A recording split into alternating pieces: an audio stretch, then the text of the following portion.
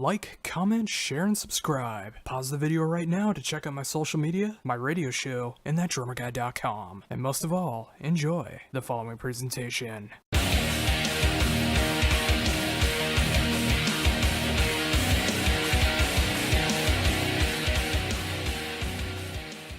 man. Hi, how's it going? Very good, you? I'm doing great. Thank you for taking the time to do this interview. That's no problem, man. No problem at all. Oh, well, awesome. Well, of course, we're here to talk about the debut album from Dirty Thrills, Heavy Living, which comes out next Friday through Frontiers Music. Yep. So, for those that may not be familiar with the band, what can you tell people about Dirty Thrills?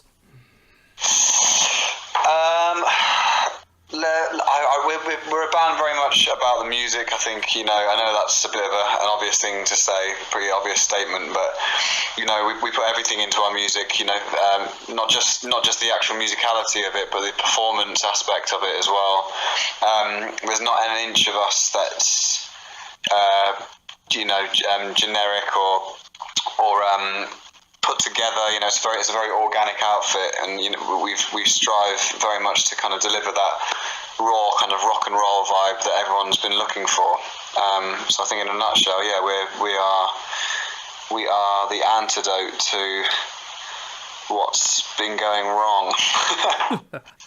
Well, I can definitely agree with that. I mean, having had the album for a few days, I definitely agree with that mission statement that this is a style that desperately needed to come back. I mean, just having this great, dirty, distorted hard rock just coming back through the airwaves and just like taking over again. I mean, I definitely think that you guys have pulled that off. I mean, from start to finish, I mean, every song I just love listening to. It's a great catchy vibe on every album and just something that's desperately needed right now. Ace, man. Yeah, definitely. I think so. I think that, the whole British revival thing is kind of very apparent again. It's something I've been saying for a while, but I mean, there's a lot of bands coming out the woodworks over here, and it's kind of, you get your stuff. It's not my taste maybe, but there's definitely a lot of healthy movement, and I'd like to think that we're kind of one of the bands that are at the forefront of that movement.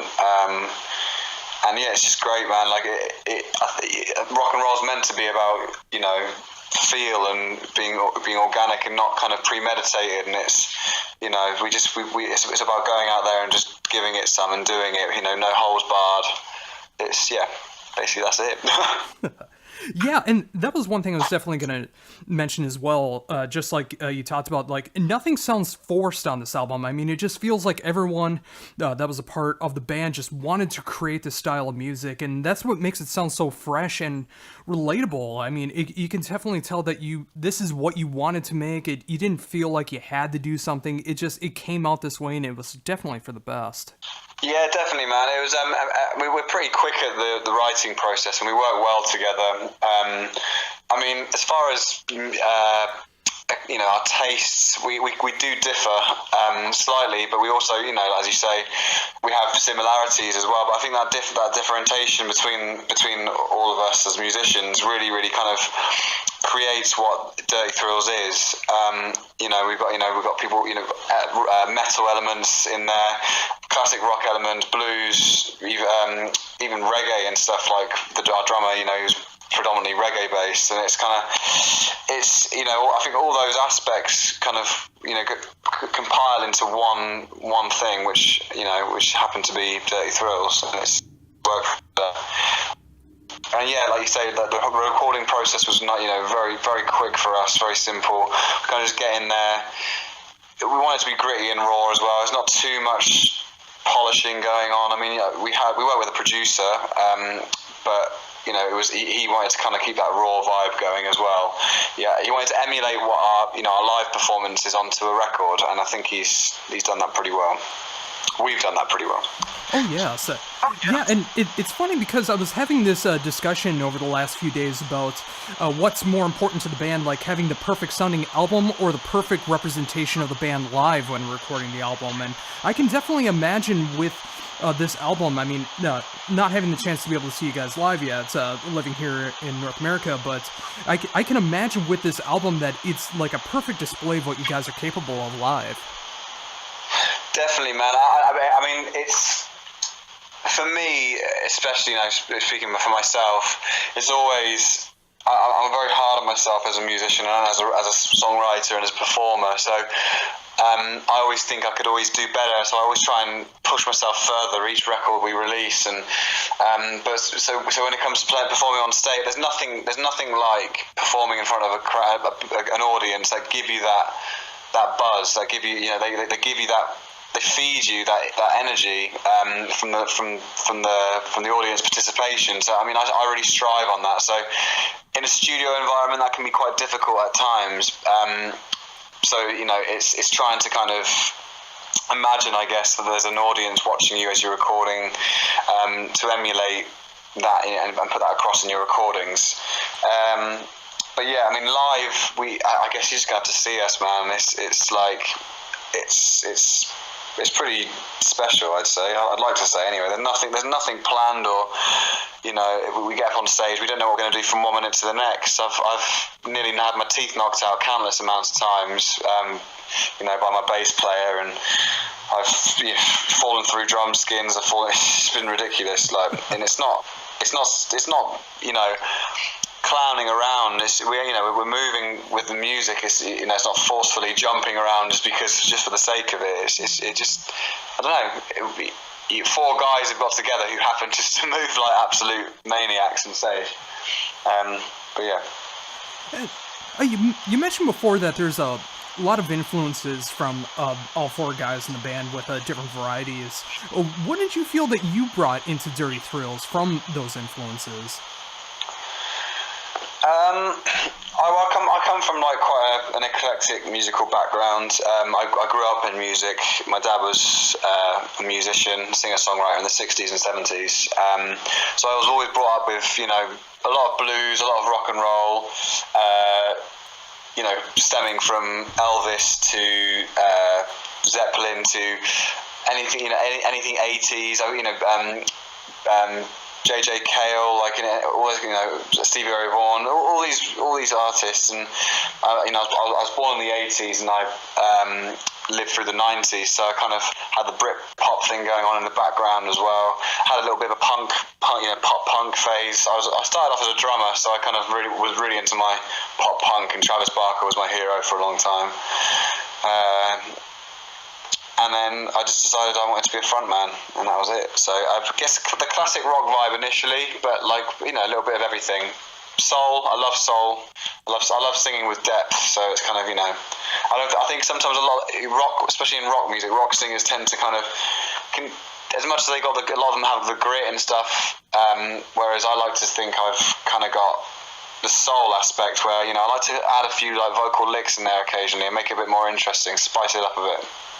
Yeah, and that's what I've been really appreciating with Dirty Thrills. I mean, from all four of you guys, I mean, I can definitely tell that the fire and inspiration is going on there. And just like you talked about, there is a lot of grit and a lot of singers, but there's not a lot of soul that's been going on. And that's what I really appreciate about what you're bringing into Dirty Thrills. I mean, it's got the grit, it's got the passion, it's got the fire, everything that's going on with it. And it translates throughout the entire band and throughout the songs. Yeah, man, definitely. I think it's pushing your boundaries is a massive, it's important to me, but it's also kind of not sticking with the norm and delivering what is expected of you is really important. I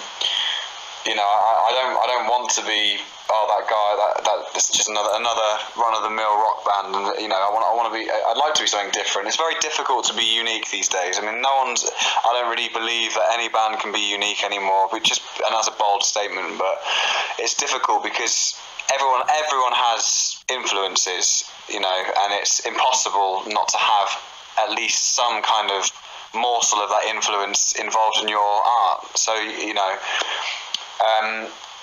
but adding kind of like obscurity to what we're doing, i.e. adding a bit of like a soulful kind of vocal with some licks and stuff, kind of adds spice to the element. We like to play with a lot of groove in Dirty Thrill. Always in rehearsals, always stay in the groove, really, groove it out. So I guess there's potentially some funky elements to it as well. Even though some of the songs are darker, they still have that. We sit on the beat, we sit behind the beat. It's kind of we like to move around with the music. Well, It's experimentation. yeah, I think a good way to put it, like you mentioned, it's really hard to be able to say create the wheel when it comes to music. But I would say a great way to describe Dirty Thrills is that you guys are innovating the influences that you have and being able to come up with a combination of things that is really needed in today's day and age. You know, just like getting that nitty gritty hard rock, the blues rock, having that soul and funk, some metal elements going on there as well. Just like combining all these things and innovating it into a great sound. Definitely, man. Like I mean, you're not going to please everyone, and you know, it's that first and foremost. You know, you strive to try and please as many people as you can, but there's always going to be someone out there who just doesn't get it, or you know. But there's always there's going to be the good outweighs the bad when it comes to this, and I think it's, you know, striving to be something slightly different and adding all these different unusual components to your music can only be a good thing. And if it's something that inspires future artists, then that's great. But yeah, it's you know, like we said before, and you just mentioned just then, we do have an eclectic mix when it comes to, you know, stylistics of, you know, in the band, and I really do think that helps with the songwriting. Some of it's moody and brooding, some of it's darker, some of it's a bit more soulful and funky. So we got a ballad on there. You know, I mean, you know, bringing the ballads back is another thing, because that kind of puts you on a wider spectrum there. Not a lot of radio stations play, you know, good old-fashioned rock and roll, but if you get a ballad in there, I think probably one of the last big ones was Sweet Child of Mine. I mean, it's a bit of a heavier ballad, but it's a ballad nonetheless. But yeah, you know, just be dynamically versatile, I think, is a good way to put it. So, with that in mind, how do you approach things when it comes to the lyrical content? It really differs, really, man. I mean, myself and the guitarist Jack tend to be the ones that write the bulk of the lyrics. For this album, I've written a large majority of it. It really spans, like, you know, what you got. You got songs from Lawman, for instance, is about the oppression. It's about the Native Americans over in your country, actually, obviously. It's about, you know, it's kind of about how they got driven out of their homeland. Sorry if I offend, by the way, but I don't want to offend anyone. But yes, it's like that. And then we got touching subjects about like alcoholism with other songs. The Brave is about, I read an article in a newspaper which was about a guy who he drank himself to death in a bar. But he was a regular, but everyone knew him as a drunk, and he was, you know, said, "Lonely Are the Brave" is the chorus to that song. And I just thought, you know, a lot of, you know, people who are suffering with addiction and whatnot are lonely, but they're the bravest of all, because, you know, they have to do it alone. And, you know, the lyrical content was very much about that. And then the song, you know, traditional sex, drugs and rock and roll songs. And then Lonely Soul was about my father passing away. So, you know, it's a roller coaster ride when you listen to this album, lyrically especially. There's songs about everything. A couple of the songs tie into each other, so it's like a story as well. So it's like part one, part two kind of thing. Yeah, you have to figure that out. I was going to ask about that, if there was like some connection between the songs, because the more I was listening to it, the more I was kind of hearing some parallels to see if there was like some kind of concept going on there. So it is cool to see that they were some songs were entwined like that. Yeah, there's a couple. It was, I mean, well, I don't want to tell you, but there's two. Oh, sure. There's two. Just so if anyone, well, I can tell you, but if anyone listen, I'd like them to figure out themselves. But basically, yeah. So Lawman would go into a song on there called "Hanging Around." So it's basically Lawman, the Native American, gets hung at the end of the song, and then Hanging Around is about his passing through the underworld, and he's kind of in limbo still, and he's trying to find his way through the underworld. So it's a bit, yeah, it's all very obscure, but, you know, it's trying to keep it not too metaphoric at times, and I want people to listen and engage, you know. And I also like to write in a way where people can kind of perceive the songs as they want them to be perceived, do you know what I mean? And have their own kind of connotations towards what it's about. And, Yeah. So. oh yeah. And speaking of that, you do mention that a song is about the passing of your father, who was an amazing singer-songwriter. How did he feel about Dirty Thrills? He actually never he passed away before I was even in Dirty Thrills, actually. But he only just about managed to kind of even watch me like transform into a singer rather than a drummer. But I'm sure if he was around, I think he'd approve. I'd like to think he'd approve. He'd definitely be happy with the way things are going. Anyway, he'd always be saying, you can start looking after me now. So that's financially. Well, that is great. That he was supportive of your musical endeavors. I know there's a lot of family members in different bands and different lifestyles that really don't want their kids being in the music industry, especially now because it is just so uncertain about if you can make an actual career out of it. But it's great to see that even before Dirty Thrills, that he did have great affirmative. It was great that he was able to have such promise in you to be able to continue on like this. Yeah, definitely. I mean, I think he always had it in his mind that I was going to be in the music industry one way or another. Whether that would have been a musician or just in the business in general, in the studio field, or as a producer or an engineer or something. But playing music and actually being on the stage is important to me, and I think it was I think he always knew. Like as a young kid, I'd always be asking around singing like in an opera voice at a very young age, just as a joke. But he kind of I think he knew from there I was going to be in the arts, if you will. And speaking of that, you mentioned that you started off playing drums and obviously now becoming the frontman of Dirty Thrills. What was that transition like for you? I mean, do you still play drums? Or are you just focusing on being a frontman? How does that go? I play drums just as a hobby now. I'll occasionally go into my studio space and just smash the tins around, smash the old pots and pans about for a while, and then I play guitar. I do. I've written a fair few of the riffs on the album as well, so I play a lot of guitar.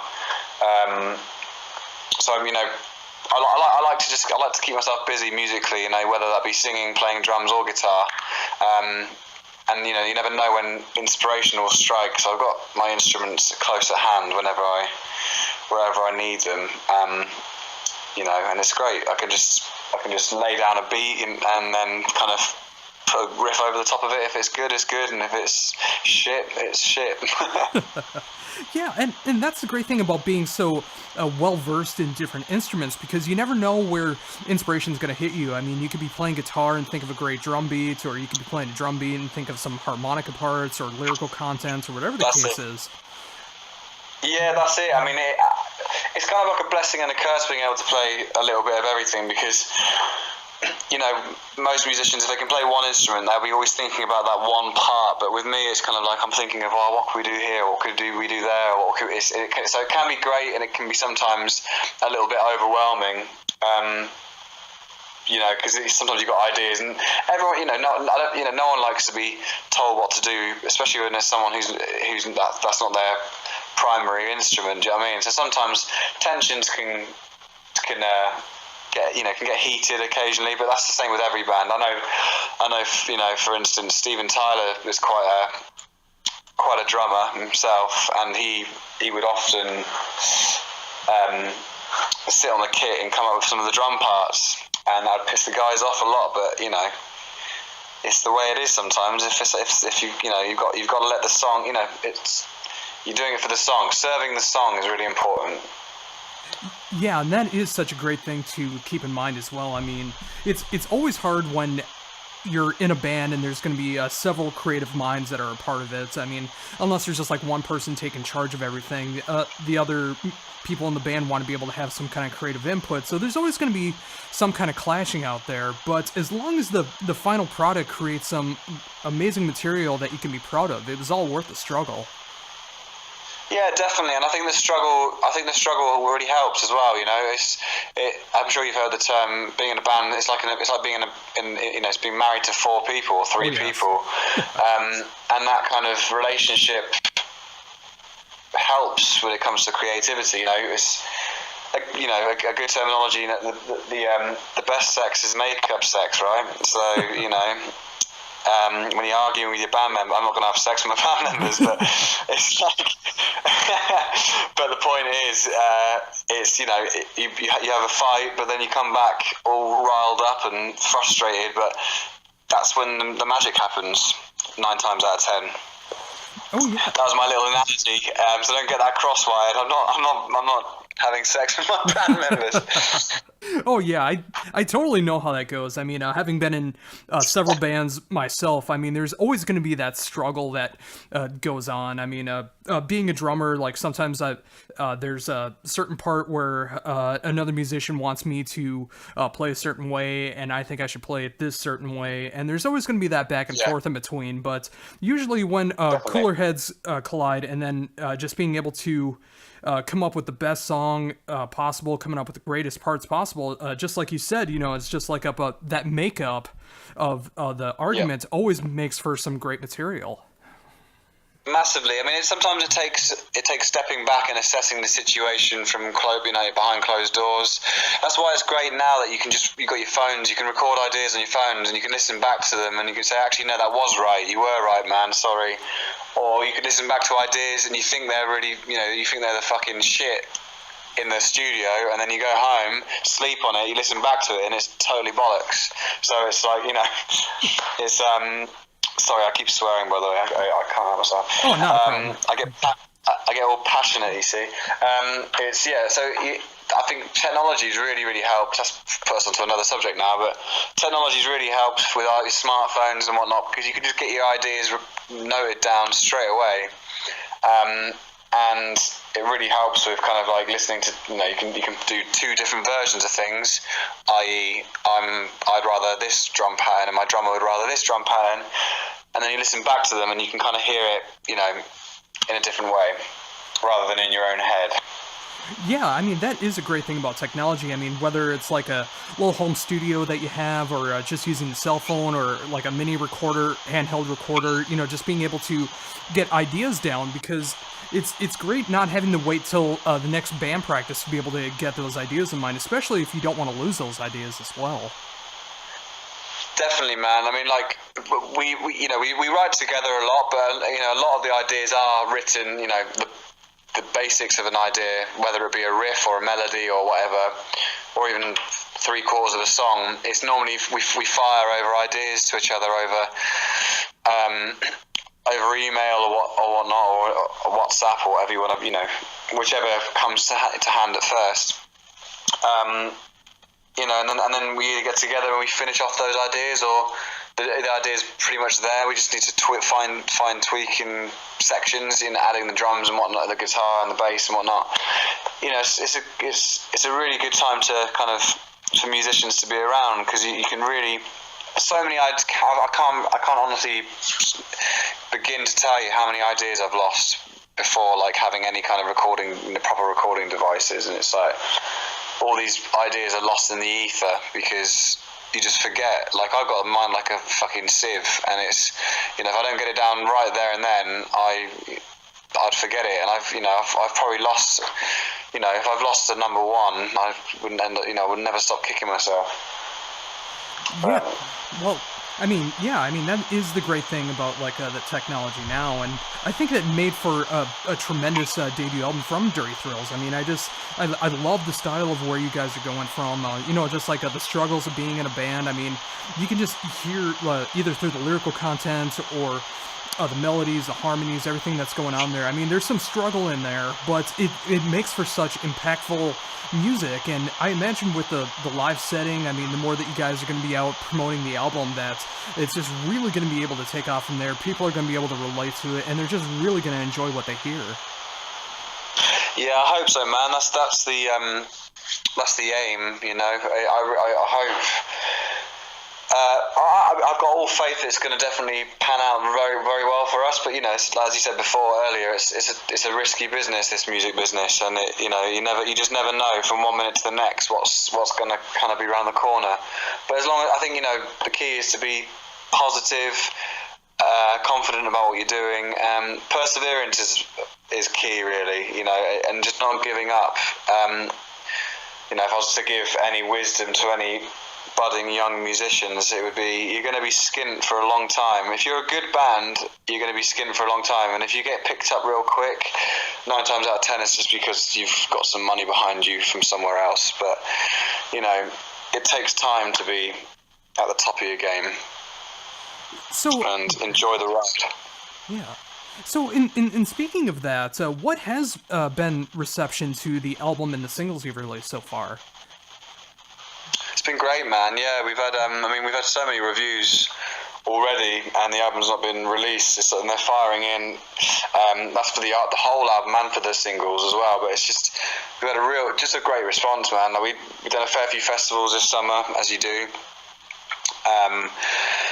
And we've gone on, we've returned to a few festivals and played the next stage up.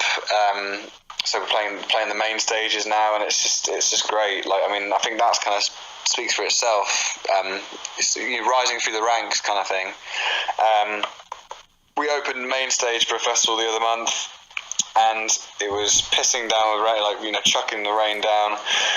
And it was at 12 o'clock. It was on the second day, so everyone was hungover. Yet we filled the whole field out, and it was just amazing. So I think people are excited to hear what we've got to come. Do you know what I mean? Yeah, that's got to be such a great feeling. Obviously, with being able to play festivals like that, being able to play on any stage is a great way to be able to get your name out there. But when you are finally able to hit that main stage and people are out there to see you, get their spots for the show, and even when it's pouring rain out there and people are still getting into what you're doing, obviously you guys are doing something right.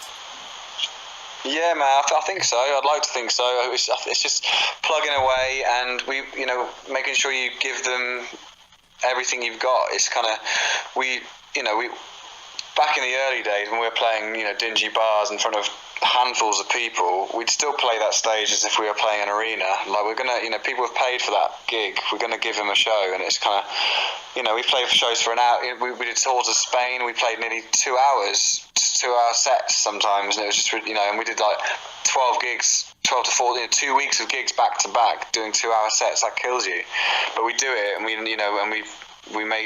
perform with everything we've got every time.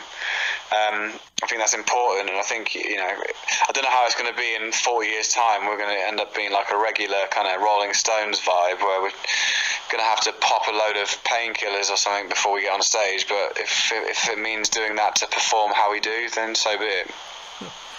And speaking of that, so what's coming up next as far as the live shows?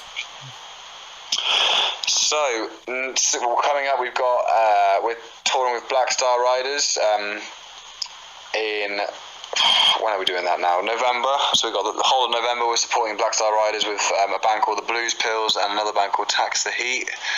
And then we got a few support slots with Gun, which is they're a big band in the 90s over here. And then next year we've got a few other things in the pipeline, which are, I'm not allowed to say yet, but it's some other big gigs coming up, so that's exciting news. But yeah, and just writing again, man. We're back on the writing train already. We want to get some new music out, to be right behind this upcoming album. We want to keep it churning for you guys and keep you listening. So yeah. God, that's so great to hear. Being able to open for such cool bands like that, like Black Star Riders and Gun, and then being able to hopefully release an album either late next year or 2019, being able to just get that inspiration rolling again. It's great to see how far you guys have come along in such a short time, and it's great to see that you are keeping up that great mentality of still writing and still keeping that inspiration up while it's still going. Yeah, I think it's important. It's. Well, I think once I don't know if it's the same for you, but once you slow down, sometimes you lose that momentum, and it can be really hard to get back on the horse. And it's kind of, especially for for creatives, it's like you need to keep that fire fueled, otherwise it can be a slippery slope, and it's that climb back up to the top again is a real pain in the ass, and it's you can slip into all sorts of horrible things in your head and stuff, because it's a frustration. You got all these things you want to pour out, but there's just nothing coming out. Writer's block, that's an expression for it. But we haven't got that. We're fresh off writing this album still, and ideas are coming out. Tours are coming. Tours are in place, and we're just gigging. We're a gigging band. We want to be out on the road all the time as much as we can. We want to be over to the States as soon as we can. So if there's any bands over there who want a killer support, then give us a call, because we'll do it. Yeah, I know. I would definitely love to be able to see you guys over here, because I think you would very well translate live. And I mean, when you get the right support slot, and then hopefully with everything going right, eventual headlining shows here, that I think things could really take off over here. Yeah, I think so. I think the US will definitely get us. I mean, I know it's that whole cliche. It's very it's difficult to break America for UK artists and whatnot, but. I'm not looking. Well, if we make it massive, then great. But I just want to, I want to be a decent size over there, touring over there. Filling fairly decent sized venues would be perfect for us. And I'm happy with that.